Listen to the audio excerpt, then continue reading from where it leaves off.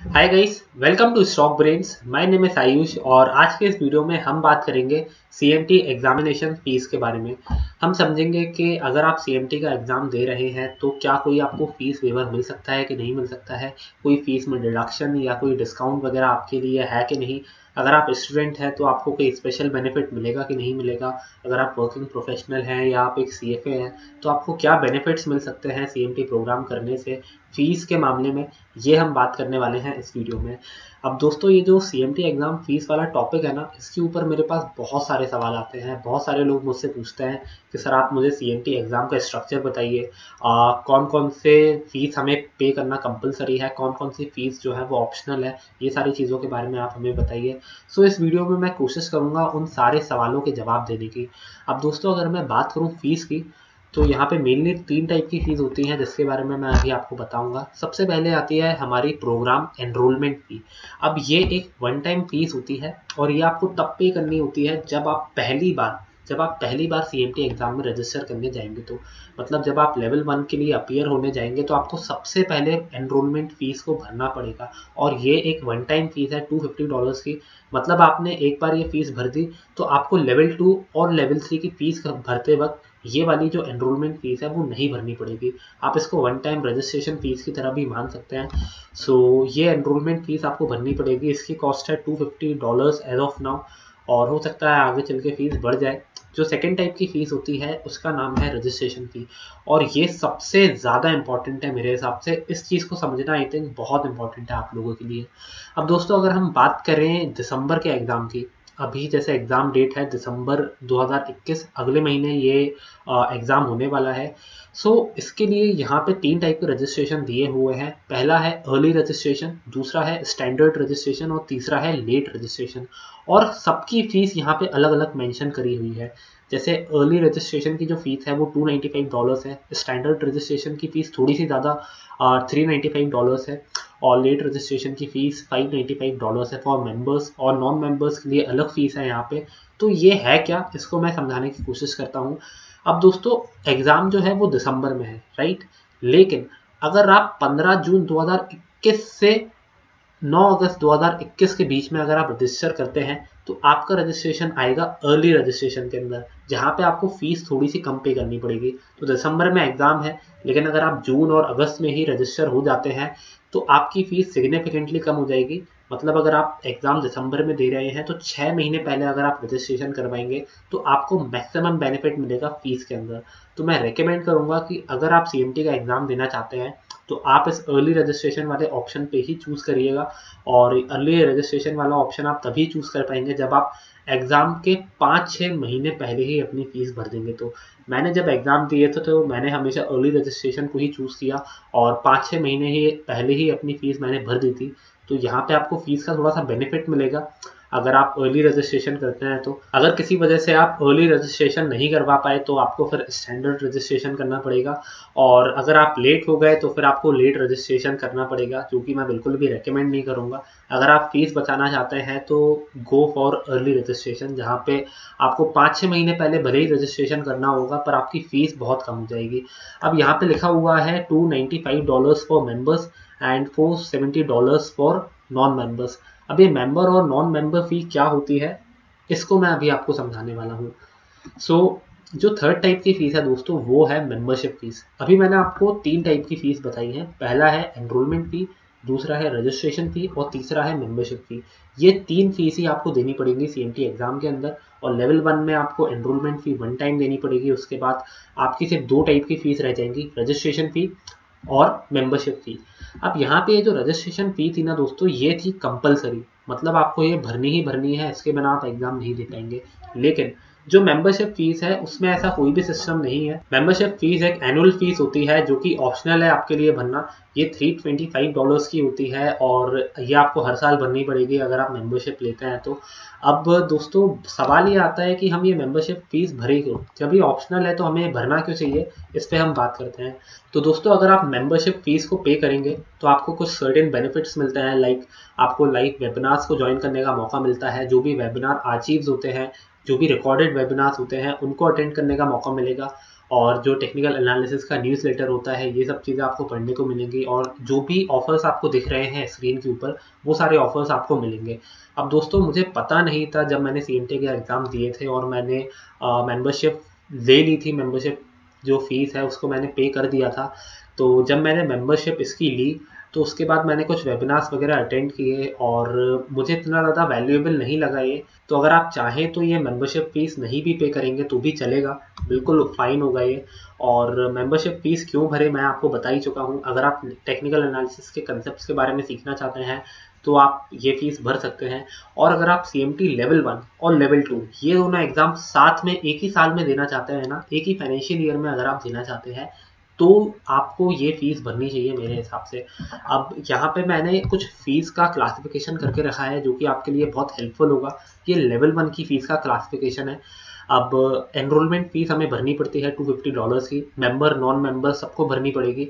Level 1 की registration फ़ी members के लिए $295 है, लेकिन जो नॉन मेंबर्स होंगे उन्हें $470 की फ़ीस ही भरनी पड़ेगी। और यहाँ पे रजिस्ट्रेशन फ़ी के पास मेंबरशिप फ़ी आती है और मेंबर्स को वो $325 भरनी पड़ेगी और नॉन मेंबर्स को कुछ भी नहीं भरना पड़ेगा। तो यहाँ पे टोटल आप देख सकते हैं नॉन मेंबर का जो टोटल है वो बहुत कम है और यहाँ पे $150 का डिफरेंस है यहाँ पे मेंबर और नॉन मेंबर की फीस में, जो कि मेरे ख्याल से बहुत ज़्यादा है। लेकिन अगर आप लेवल 1 का जो एग्ज़ाम है वो फर्स्ट अटैम्प्ट में ही क्लियर कर लेते हैं और लेवल 2 का एग्ज़ाम भी फर्स्ट अटैम्प्ट में ही क्लियर कर लेते हैं, वो भी एक सिंगल फाइनेंशियल ईयर में, तो ये जो आपकी फ़ीस है ना मेंबरशिप फ़ीस $325 की, ये आप वसूल कर सकते हैं।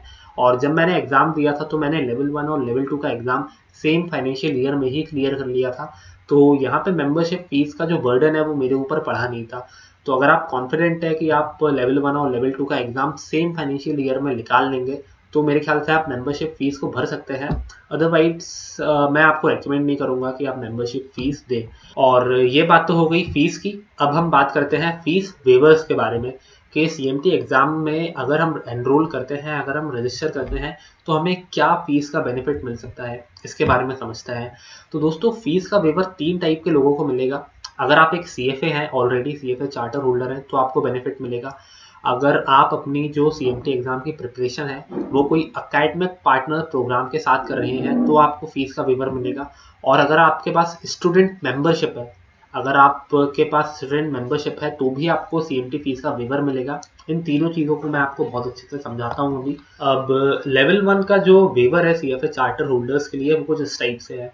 अगर आपने CMT का चार्टर होल्डर निकाल के रखा है, मतलब अगर आप CFA हैं तो आपको CMT 1 का जो एग्ज़ाम है वो देना ही नहीं पड़ेगा।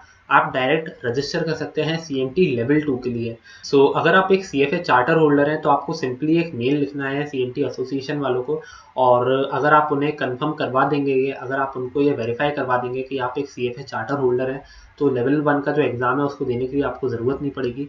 CFA चार्टर होल्डर्स को CMT लेवल 1 का वेवर इसलिए दिया जाता है क्योंकि जो CFA का करिकुलम है उसमें बहुत सारे चैप्टर्स, बहुत सारे कंसेप्ट्स ऐसे होते हैं जो कि CMT लेवल 1 के अंदर कवर्ड है।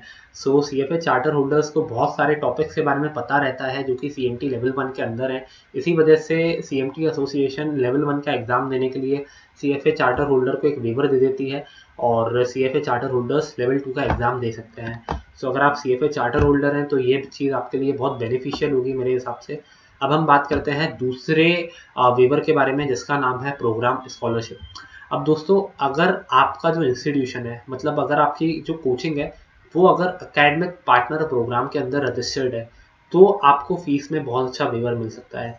अगर दोस्तों CMT लेवल 1 का आप एग्ज़ाम देते हैं और आपका जो पार्टनर प्रोग्राम है, एकेडमिक पार्टनर प्रोग्राम, वो रजिस्टर्ड है अगर CMT एसोसिएशन के द्वारा, तो आपकी ये जो $570 की फ़ीस है ना, ये $130 हो जाएगी डायरेक्टली।